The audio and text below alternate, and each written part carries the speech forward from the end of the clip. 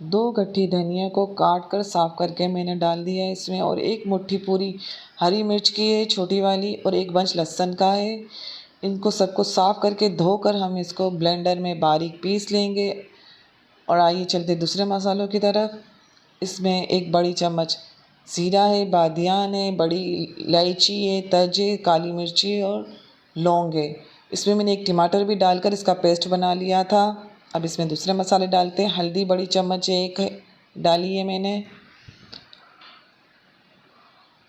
और 1 चम्मच में इसमें पिसे हुए धाने शामिल करूँगी। नमक आप अपने मर्ज़ी से डालिएगा, मैंने 1 चम्मच छोटी वाली डाली है।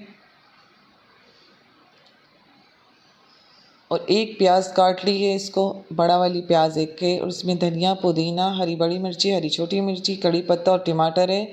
इसको मैंने काट कर धो के रख लिया है।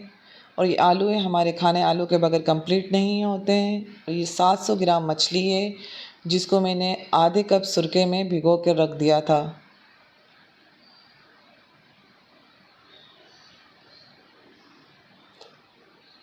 बिस्मिल्लाहिर्रहमानिर्रहीम, अस्सलाम वालेकुम। आज हम बना रहे हैं मछली का पुलाव। हरे मसाले का मछली का पुलाव बहुत ही अच्छा होता है। ये मेरी सास ने मुझे सिखाया था और मैं आपको सिखा रही हूँ। प्लीज़ आपको मेरी रेसिपी पसंद आ रही है तो मेरे चैनल को लाइक करें, सब्सक्राइब करें और शेयर करना ना भूलेंगे, और एक कमेंट भी ज़रूर कर दीजिए मुझे। तेल गरम हो चुका है, 1 कप तेल मैंने डाला है, और उसमें सारे गरम मसाले और बादियान को छोड़ के हम सारे गरम मसाले इसमें डाल देंगे। इसको कुछ सेकंड के लिए सौते करेंगे, और फिर इसमें हम प्याज शामिल करेंगे। ज़रा अच्छी सी खुशबू हमारे गरम मसाले में से निकल आए, फिर हम इसमें प्याज डाल देंगे और प्याज को हम थोड़ी देर तक भूनेंगे। आपको मेरी रेसिपी कैसी लग रही है ज़रूर बताएं आप मुझे कमेंट्स में, और कहाँ से देख रहे हैं ये भी ज़रूर बताइएगा, हमें हौसला मिलता है।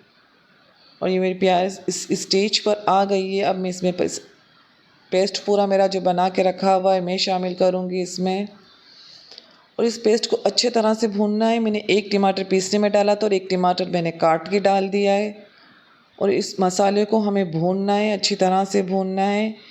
मैं भून चुकी हूँ तकरीबन, और इस स्टेज पर मेरा आ गया है। अब मैं इसमें मछली शामिल करूँगी।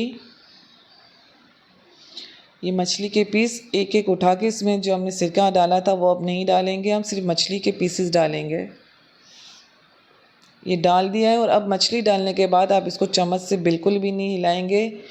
इस तरह से कपड़े से पकड़कर आप पतीला सिर्फ हिलाएंगे, चम्मच नहीं डालेंगे आप इसमें। आप इस मछली को हम तेज़ आंच के ऊपर ही करेंगे। मैं आपको चावल का बताना भूल गई हूँ। 700 ग्राम चावल है, जिसको मैं आधा घंटे के लिए पानी में भिगो चुकी हूँ, और चावल के स्पाइस हम चावल के साथ डालेंगे। और ये मछली मेरी 10 मिनट भुनने के बाद इस स्टेज पर आ गई थी।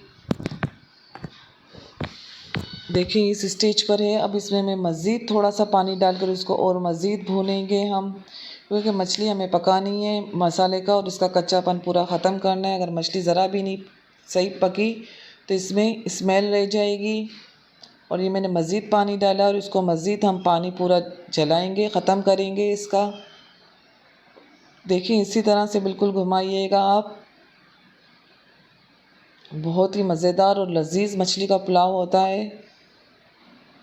ये हमारा इस स्टेज पर आ गया। इसको अब मैं 5 मिनट के लिए धीमी आंच पर कवर करूँगी, और ये मेरा सालन मछली का तैयार हो चुका है। अब इसको मैं थाल में निकाल लूँगी, और इसका मैं ज़्यादा मसाला चावलों में छोड़ दूँगी, और ये मैं थाल में निकालूँगी। देखें जितना मसाला मैंने इसमें छोड़ दिया है। अब इसके मसाले चावल के हम डालेंगे।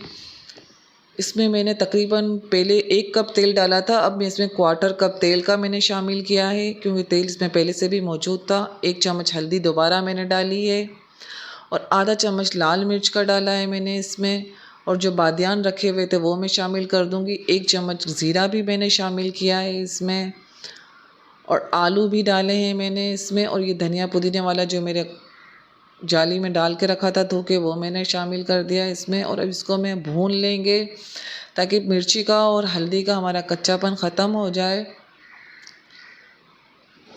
सारा हमारा जो कच्चापन ख़त्म हो जाए। और इसमें नमक हम थोड़ा सा कम डालेंगे, क्योंकि मसाले में नमक पहले से मौजूद है। जो जितना चावलों का था इसमें थोड़ा सा कम हम नमक डालेंगे, ये मसाला देखिए अच्छी तरह से भूनने के बाद आप इसमें, मेरा 700 ग्राम है तो मैंने तकरीबन 3.5 गिलास पानी का इसमें शामिल किया है। अब इसमें मैंने तकरीबन 2 प्याली का नमक डाला है, 2 प्याली का डाला है और मैं चावल डाल रही हूँ इसमें। चावल डालने के बाद हमें इसमें इसको घुमा लेना है पूरा। देखें इस तरह से बिल्कुल आपको घुमा कर इसको, देखिए मेरे इस स्टेज पर आ गए हैं। अब तो मैंने इसको दम पर लगा दिया है तकरीबन 20 मिनट तक मैं इसको दम पर दूंगी। फुल आंच रख के फिर धीमी आंच करेंगे। ये हमारा तैयार है, खाइए और बताइए कैसा बना है। अल्लाह हाफिज़, दुआओं में याद रखिएगा।